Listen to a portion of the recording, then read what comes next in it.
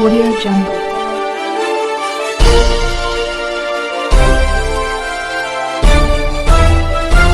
Audio Jungle.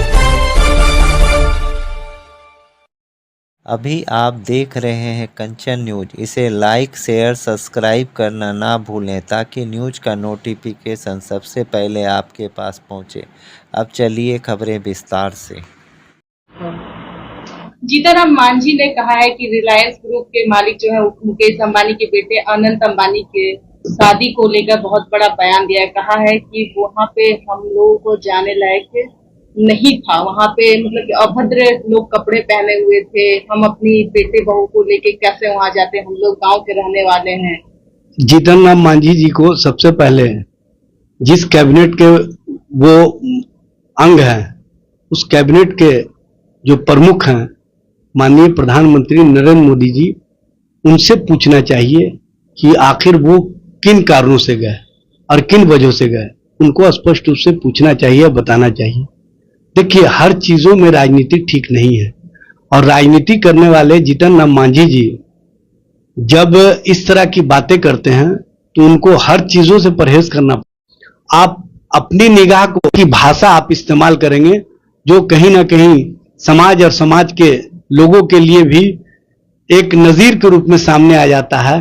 जब आप इस तरह की भाषा बोलते हैं तो सबसे पहले आप अपने जो नेता हैं नरेंद्र मोदी जी, उनको और उनके प्रति आपकी क्या सोच है उसको स्पष्ट करना चाहिए। कि अंबानी शादी में पैसा बर्बाद किए हैं कि गरीब में दान दे देते तो ज्यादा अच्छा। भाई ये बर्बादी किए हैं पैसों की। देखिए, ये बात प्रधानमंत्री जी से कहलवाना चाहिए ना। प्रधानमंत्री जी क्यों गए, आखिर क्यों इस तरह के जो लोग हैं उनको प्रोत्साहित करते हैं? क्यों प्रधानमंत्री के स्तर से ऐसे लोगों को न सिर्फ आर्थिक रूप से बल्कि सामाजिक रूप से और राजनीतिक रूप से भी मजबूत करने का जो प्रधानमंत्री जी का संकल्प और जो है नेता प्रशांत किशोर जो है 2 अक्टूबर को अपनी नई पार्टी तैयार करे। भाई पार्टी है कि भाजपा, जदयू और राजद जो है ये उनकी पार्टी की नाम सुन के खड़क गई। देखिए, लोकतंत्र में ये बात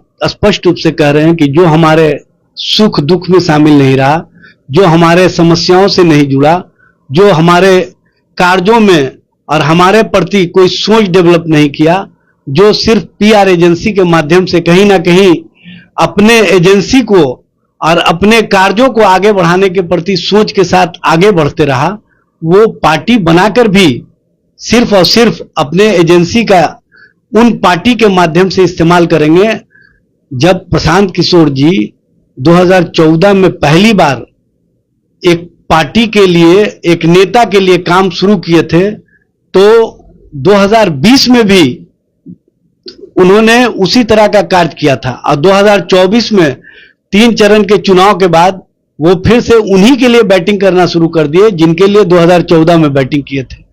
तो आपको पार्टी बनाने का मकसद है या किसी के कहने के अनुसार पार्टी बना करके किसी के साथ आप राजनीतिक रूप से जो वो चाहते हैं उस राजनीति में इस्तेमाल हो रहे हैं, यह स्पष्ट करना चाहिए। राजनीति में पार्टी बनाने से अधिक उसका सोच, उसका विचार और उसका कार्य क्या है उसको जनता देखती है और जनता को पता है कि आपका कार्य है भारतीय जनता पार्टी के लिए बैटिंग करना, आपका कार्य है नरेंद्र मोदी की राजनीति को मजबूती प्रदान करना।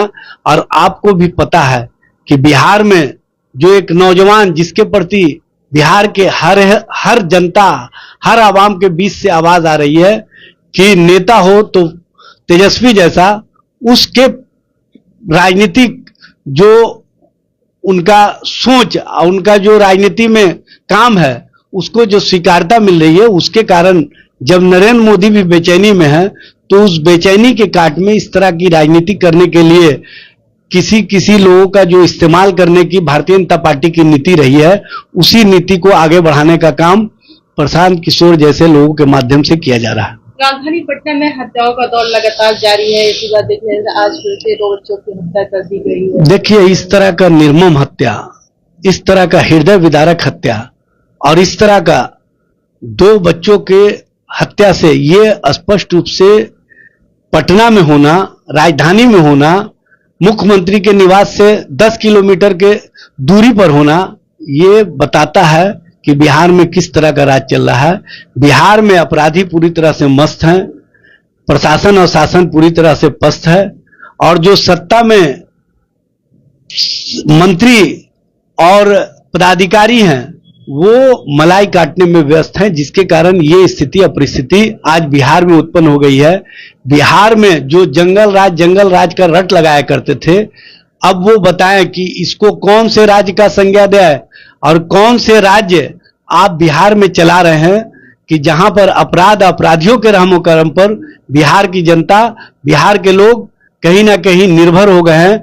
और अब लोगों के बीच प्रशासन और शासन के प्रति जो सोच होना चाहिए वो सोच समाप्त हो गया है। अब अपराधियों के डर से लोग कहना शुरू कर दिए हैं कि हम कहां रहें, कहां बसें, कहां पर हमारे बच्चे सुरक्षित होंगे, हमारी मां बहनें सुरक्षित होंगी, ये बताने का काम सरकार करे। सरकार के लोग खामोशी अख्तियार नहीं करें, बल्कि इस मामले पर स्पष्ट रूप से जनता के बीच में आकर के बताएं कि इस तरह के राज्य के न्यू अपडेट के लिए देखते रहिए कंचन न्यूज।